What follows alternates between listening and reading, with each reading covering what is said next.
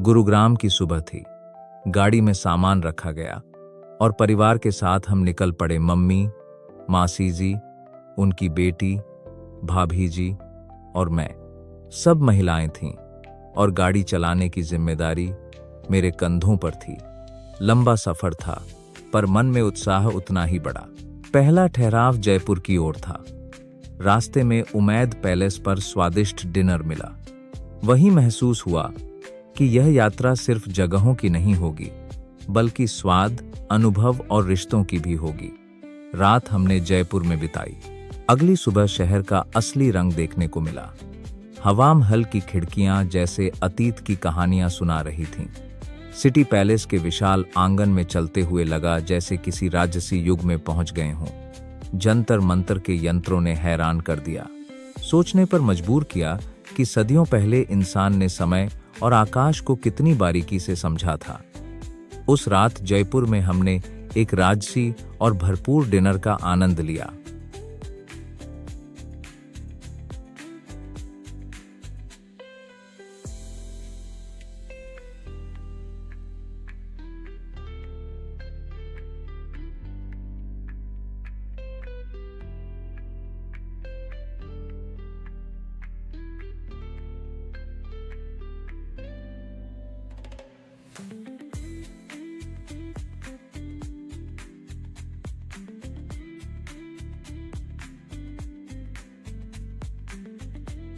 फिर गाड़ी चली सांभर की ओर। वहां की सफेद झीलें दूर तक फैली थीं। जमीन पर चलते हुए लगा जैसे बर्फ हो, पर असल में वह नमक था। हमने उसका स्वाद भी चखा। आगे बढ़े तो कृष्णगढ़ पहुंचे। संगमरमर के ढेर, जहां हर पत्थर चमक रहा था, जैसे धरती ने अपने आंचल में सितारे समेट लिए हों।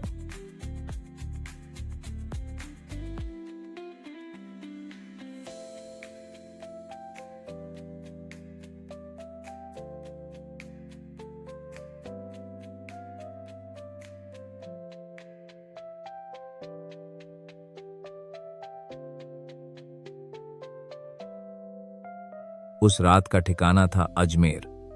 परिवार दरगाह शरीफ गया, दुआओं और श्रद्धा के साथ।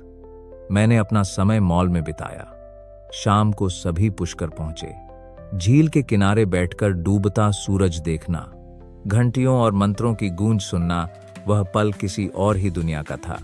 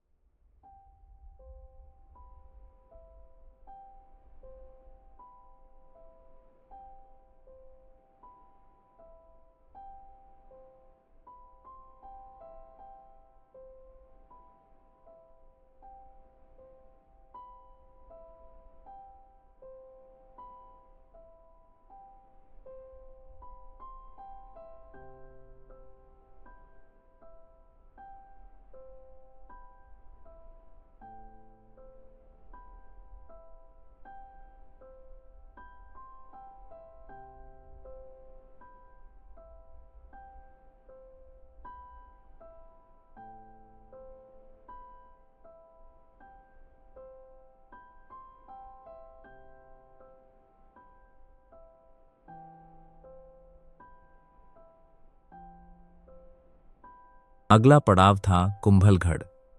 किले की लंबी दीवारें और उसका इतिहास हमें गर्व से भर देता है।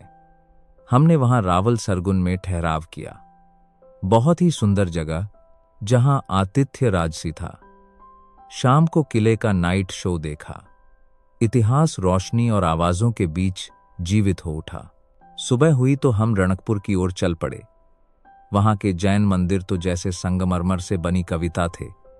हर स्तंभ, हर नक्काशी मानो भगवान को समर्पित एक गीत हो।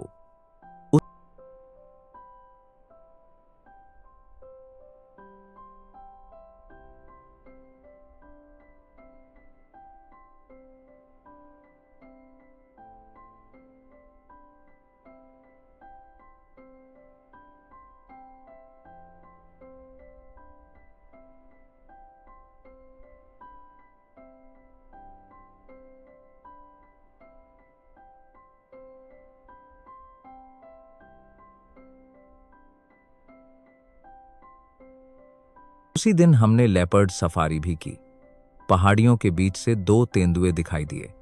उनके आसपास झीलें थीं और उन झीलों में मगरमच्छ।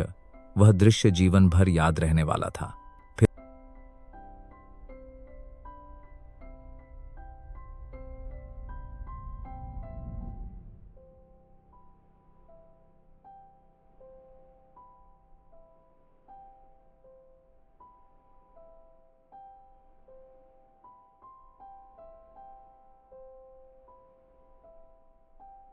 फिर बारी थी उदयपुर की।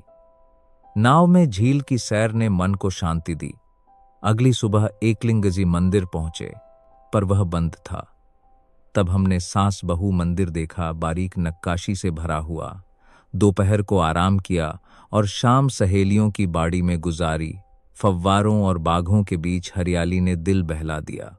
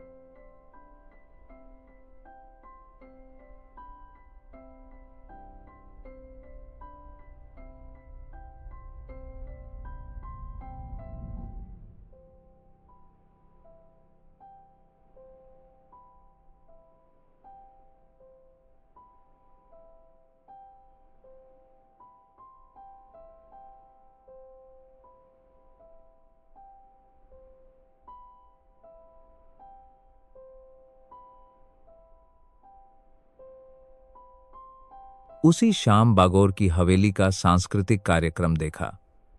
कठपुतलियां, लोक नृत्य और संगीत ने राजस्थानी संस्कृति को हमारे सामने जीवित कर दिया। हवेली के बाहर गंगौर घाट पर लोग कबूतरों को दाना डाल रहे थे। झील की ठंडी हवा के बीच वह दृश्य बहुत ही सुकून देने वाला था। डिनर हमने अमसोरिया रेस्तरां में किया, झील किनारे। वह रात बहुत ही खास बनी।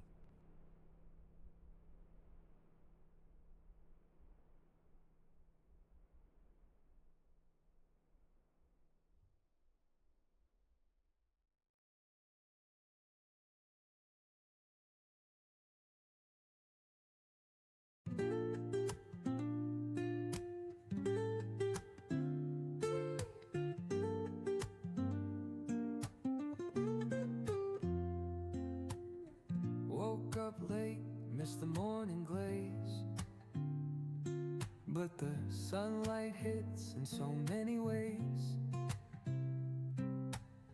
Grabbed my shades and hit the streets, no plan, chasing vibes like seashells in the sand. Radio hums a tune I can't name, crooked smiles, crashing waves, no shame.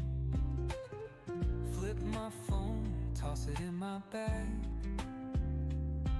Today's for us, no time to lag. Feel the world just turning slow. Let the breeze tell us where to go. Every step a beat we can make. Life's a tune, sing it till we break. Concrete warm under my bare feet, crowds moving like a heartbeat, skipping stones in city streams we find. Let's write a new story, leave the old behind. Someone's cooking love in the air, I swear. Every spark in their voices shows they care. Colors splash like secrets on these walls, while laughter echoes through the halls. Feel the world just turning slow. Let the breeze tell us where to go. Every step a beat. यात्रा का अगला पड़ाव था चित्तौड़गढ़। रास्ते में सावरिया सेठ के मंदिर में दर्शन किए। किला बहुत ही विशाल और कहानियों से भरा हुआ था। विजय स्तंभ के सामने खड़े होकर वीरता का गर्व महसूस हुआ। रानी पद्मिनी की गाथाएं पत्थरों में गूंज रही थीं।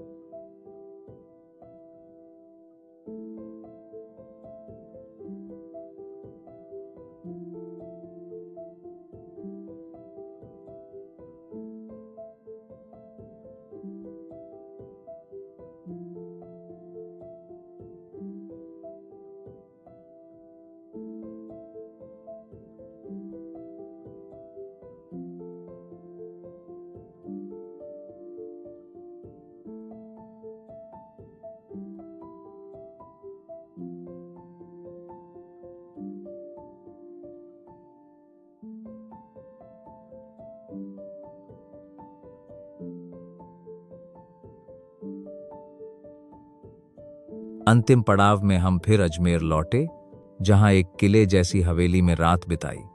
उसके बाद जयपुर लौटे और खरीदारी की। रंग बिरंगी साड़ियों ने बाजारों को और भी खूबसूरत बना दिया। परिवार ने शॉपिंग का भरपूर आनंद लिया और अंततः हम गुरुग्राम की ओर लौट पड़े।